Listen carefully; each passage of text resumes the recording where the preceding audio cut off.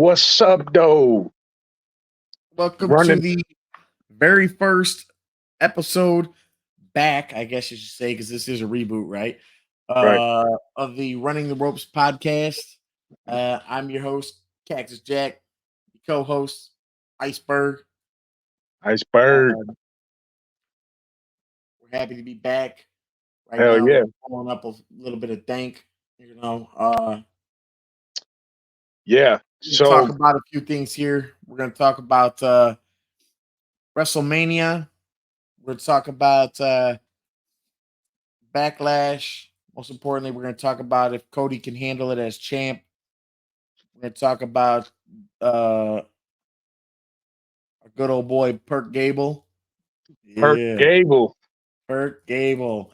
We're going to talk about Ripley, Lynch, and Liv. We're going to talk about TK on draft day. Stay tuned for that, Jim. Yeah. That's going to be the closer. So we call it a big bang. We got a couple other things there, but those are the high notes. So go ahead, shoot with it, Cal. Let's Yeah. talk about the main events for WrestleMania.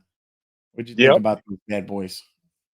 Man, I tell you what, they were sick. I thoroughly enjoyed them. I mean, so the first night, right? I called it, right off the bat. Um, I knew the Bloodline was going to win.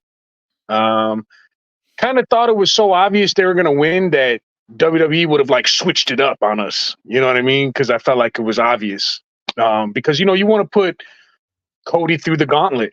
You got to go Bloodline rules on the second night. So, uh, yeah, and then uh, seeing Rock pin Cody.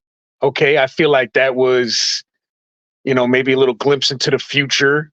I feel like Cody's got some get back for that coming. And then the second night, everything went great. I would have loved to seen Stone Cold at the end. I wanted to hear that glass break, but the Undertaker was a nice recovery, a nice little replacement, for that. And I love how the match went. What did that match go like? 30 minutes. I Yeah, mean, it was dude, a nice long match. yeah, I could definitely critique, criticize it a little bit. I don't like how many finishers they did. I know you're supposed to do a few finishers each. You know what I mean? Don't get me wrong. Felt like they just there was a point in the match where I felt like they hit like finisher after finisher after finisher. You know what I mean? And um, but other than that, though, Cody finished his story. Um, I think WWE did right by the fact that that's what and that's what the people called for. They were trying to give us The Rock versus Roman, and the fans spoke, and I think Triple H, unlike Vince McMahon back in the day where it was like we didn't care what the fans thought, you know what I mean? We're just gonna force feed you a little bit.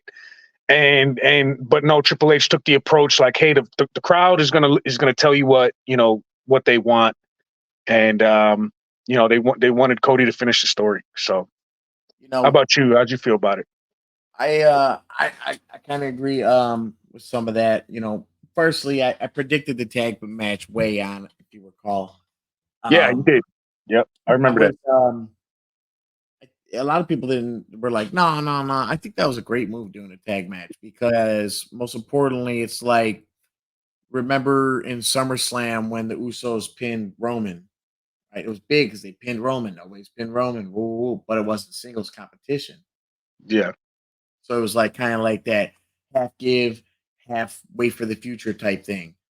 yeah, So I felt like that was big, like you said, because now they could do the whole we're gonna show you what's in the future for The Rock and Cody, You're right. but it's not really over because it wasn't a one-on-one thing. It wasn't for the title thing. And then, of course, you still have the option of The Rock and Roman. I'm sure that title is going to be, come on, Greed. Greed is going to take over. So there's a couple Yeah. options out there. I Yeah. like that. I do. I concur. There's some things to nitpick. Of course, everybody wanted to see Stone Cold. Rumor has it is they wouldn't. He knew his value, and they wouldn't budge on the money, so they had to call in Taker. But I kind of like it because if you're not going to do Stone Cold, like you said, it's a really nice substitute. It's probably the only other person you could put in there and feel okay with. To Yeah. be Yeah. honest. Yeah. And Taker said, that was like kind of a closing moment for his career, because previously he didn't feel like what he had done was kind of like was really closing his chapter. So he was Right. kind of finishing his story as well, being like, I'm finally putting down the last head of our generation for the next generation, when he choke Yeah. slammed the Rock. So that's cool. I don't know if there was too many finishers. Definitely see it. Matches don't always need to be long. I feel like it was kind of good. I feel like it was good paced. I feel like it really was. But most importantly, when they started bringing in the guests, I feel like that was perfectly paced. That was and I think it was like, just in time, right? Um and they had that, like, the last 10 minutes of that match was probably the most exciting, you know, 10 minutes I saw in a WrestleMania event in a very long time. I mean, it definitely, me, I'm an Attitude Era, Monday Night Wars era fan, mostly, and I kind of felt that same, like, little excitement, and the build up to it, had a lot to do with that. But was there any doubt in your mind that Cody was going to win? Well, so no, but like you were saying earlier, no, we didn't doubt Cody was going to win because Right. it's the second year. The fans Yeah. called for it. They didn't do 2 years of build up for him to lose, Right. which is why it was important for him to lose that first night, like you said. Yeah. Um, but it was like you said, Triple H, unlike Vince, back in the day, he would give you what he wanted. Yeah. But Rock knows all too well. Rock and Hogan, Rock that match, the fans hijacked it. They had to call an audible. They had to change the outcome because there was no way in hell they were eating Vince's bullshit. So I think between Triple H and Rock, they were like, we should just, because there was too much planning. It's like with them two, doing that was possible. I feel like in this situation, doing that wasn't possible because the story had become so far planned and drawn out that for it to be closed out properly, it needed so many moving parts. And you Yeah. couldn't rotate all those moving parts. So they had no choice but to go with what was going to work, you know?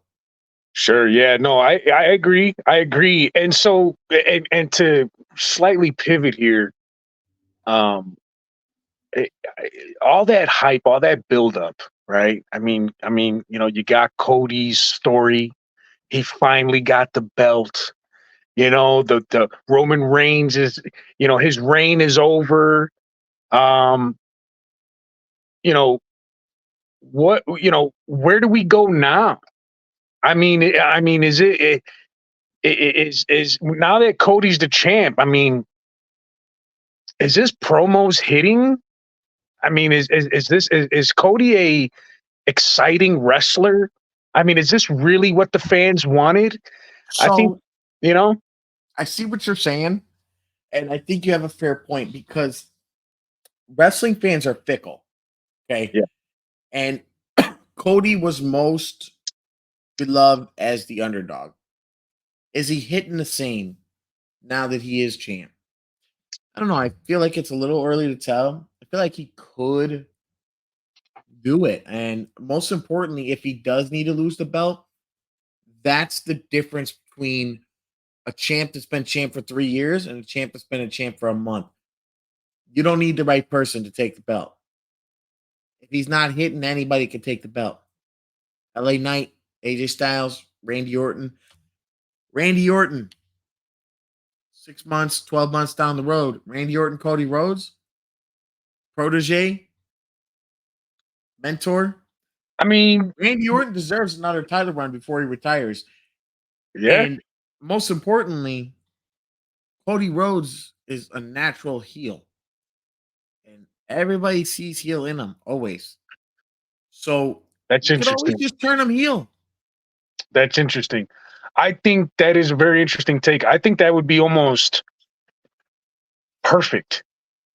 You know what I mean? Like, I really think it would be perfect for him to turn heel right now, or not even not like immediately right now, but eventually.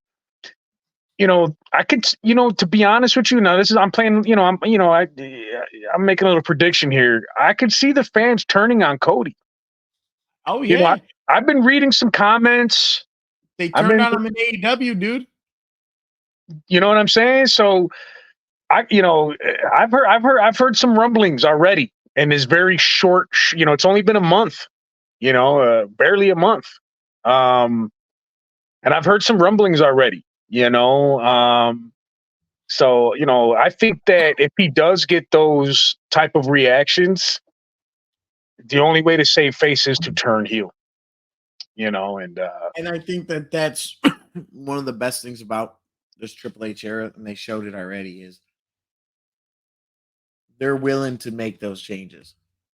AJ Styles turned heel.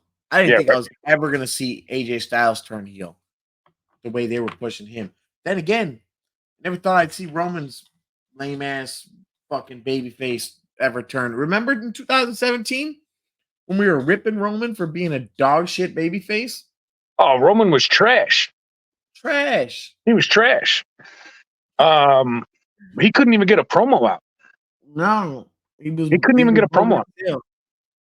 Yeah. And I don't even think he was over until he was, until the fans until it was like publicly known he had leukemia. Even then, nobody really gave a fuck about him. Dude, You know a what lot I'm of people saying? were like, he's faking because he can't get over. Yeah.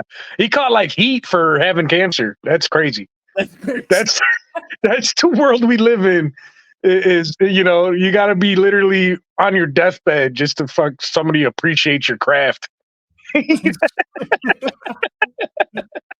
That's wild, dude. Yeah, that's I fucking mean, crazy. I know wrestling is crazy. Like, it has some of the most craziest fans, craziest takes. But like, I mean, saying Roman faked leukemia is right along the lines with the Benoit conspiracies, as far as Oh, the Taskmaster did it. Yeah. Yeah. Sullivan went in there, broke in the house, planned it carefully, and yeah, and snuck out without a fucking trace. ninja. Yeah, he's a fucking ninja out of nowhere. Right. That's yeah. Some people are crazy, but no, yeah. So getting back to WrestleMania